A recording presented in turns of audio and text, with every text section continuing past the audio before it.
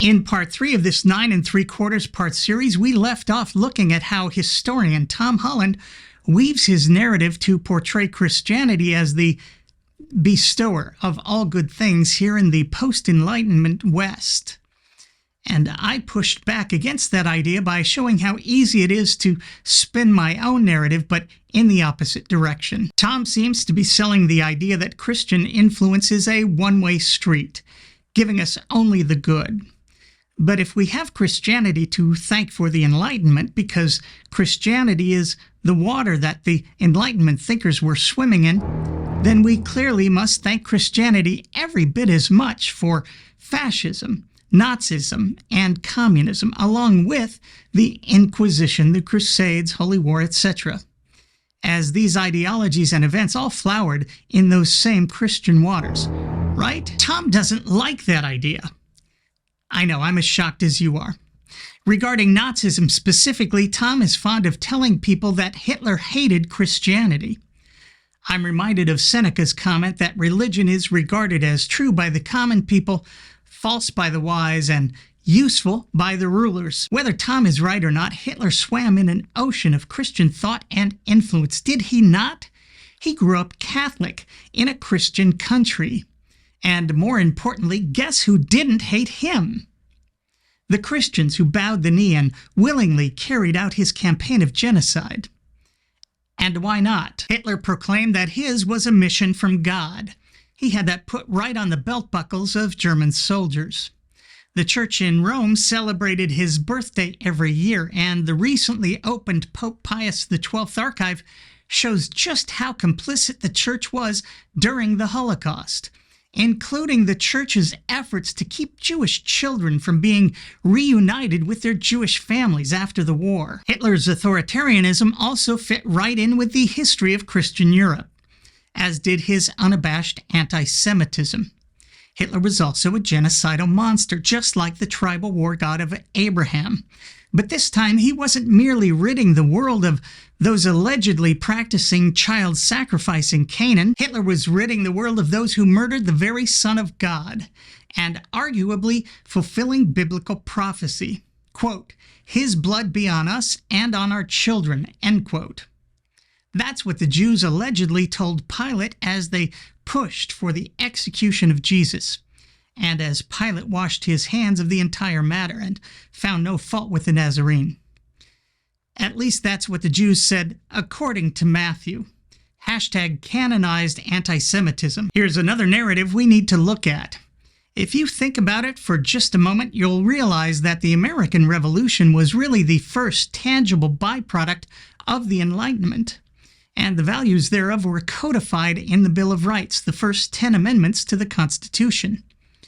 So did those codified values align with the religions of Christian Europe? Or were they some kind of rejection of the Christianity practiced there for 1,000 years? A dam, if you will, holding back those Christian waters. First and foremost is the separation of church and state. And I'm tired of this separation of church and state junk. The First Amendment ensures that people will be free to practice religion, any religion, or not, however they see fit. It ensures that there will be no state religion, nor will there be any kind of religious test for holding public office.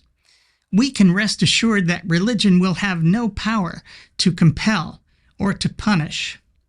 The mere opposite of what had been going on for centuries in the Christian West. Likewise, that same First Amendment guarantees that people will be free to say and think whatever they want.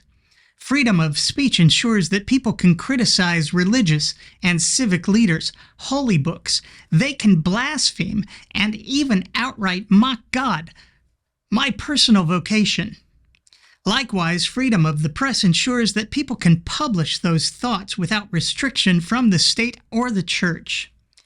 Neither of these values were practiced when Christianity held dominion in Europe. The Fourth Amendment ensures what has since come to be known in the vernacular as the right to privacy, the security of people, their property and effects, and the state's inability to search and or seize persons and property without probable cause. This, too, was a rejection of Christian practice. where one could be put to death and have one's property seized by the church and or the state for victimless crimes such as heresy, or even possessing an unauthorized translation of the Bible. The Fifth Amendment ensures that people cannot be tried twice for the same crime or compelled to be a witness against themselves. It guarantees that people will not be deprived of life, liberty, and property without due process of law, and that the state can't take property for public use without just compensation.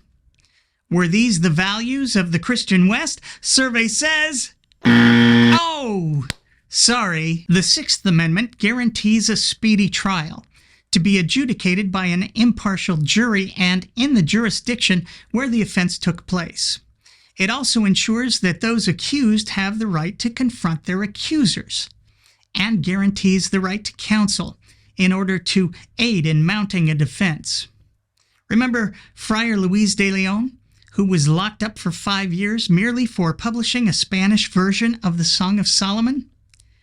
Yeah, he had none of those rights in Christian Europe. The Eighth Amendment protects people from excessive bail and fines, as well as the infliction of cruel and unusual punishment. And there you have it. This tells you everything you need to know about the ideals of Christianity, which held dominion over the West for more than 1,000 years.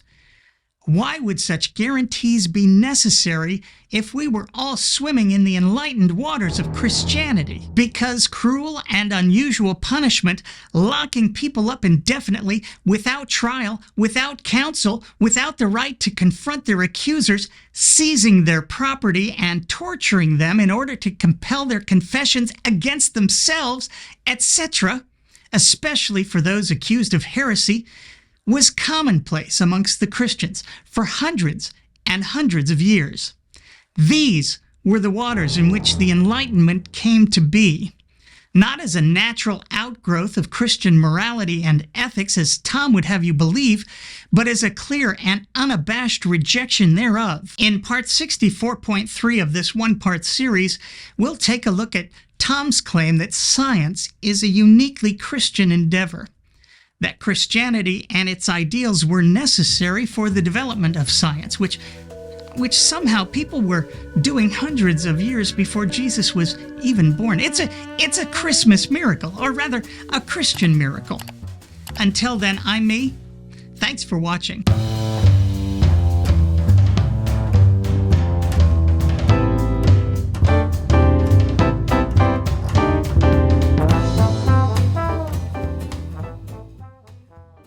Hey gang, thanks again for watching. I want to make you aware of a couple things regarding the operations of the Mr. Deity channel. So first, the channel will be returning to its brutal mockery, ridicule, and contempt for religion, with a new special and temporary focus on Catholicism.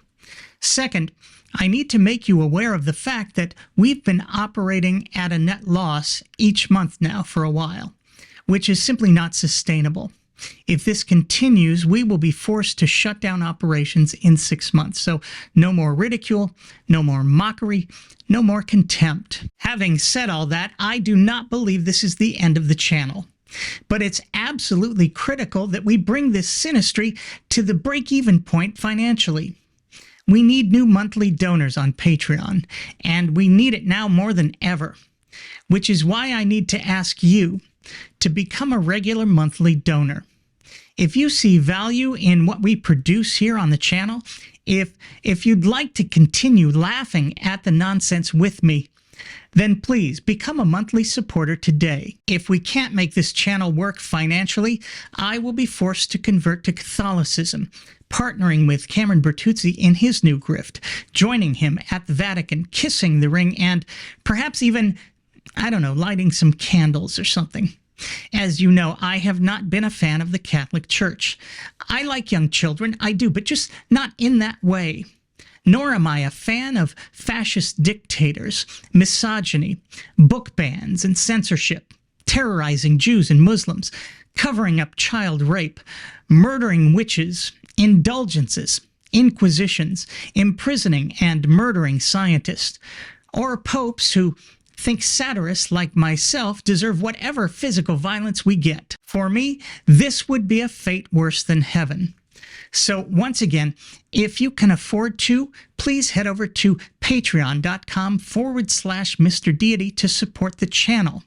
And to keep me from the tens of thousands of Hail Marys and Our Fathers, I'd have to say to make up for all the damage I do here on a regular basis. To everyone who's already supporting the channel, especially my wonderful patrons, thank you.